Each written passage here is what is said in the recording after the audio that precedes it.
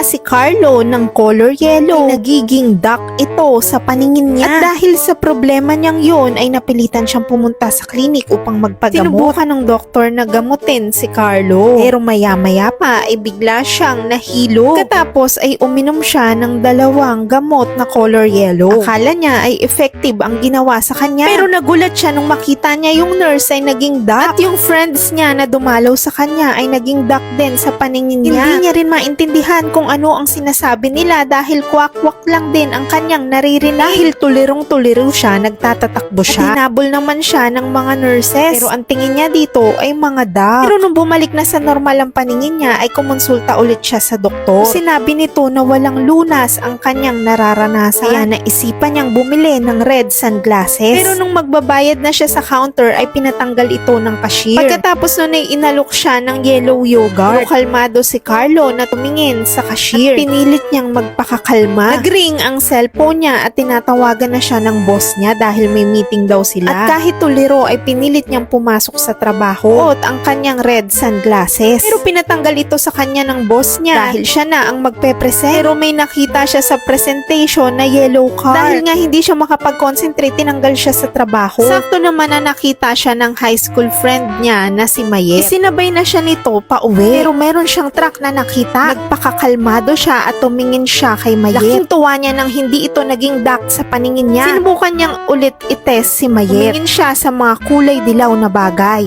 Pagkatapos, agad niyang binalikan ng tingin si Mayet. Natuwa siya dahil normal pa rin ito sa paningin niya. Pero bigla itong umalis dahil may tumawag sa cellphone. Habang hawak niya yung corn ay napatingin siya sa mga tao. Laking gulat niya nang naging dark ang lahat ng ito. Mapit sa kanya yung waiter at kinausap siya. Hindi niya ito maintindihan dahil kwak-kwak lamang ang naririnig niya. Nung dumating si Mayet ay bumalik ulit sa normal ang paningin niya. At naisip niya na si Mayet ang solusyon sa problema niya.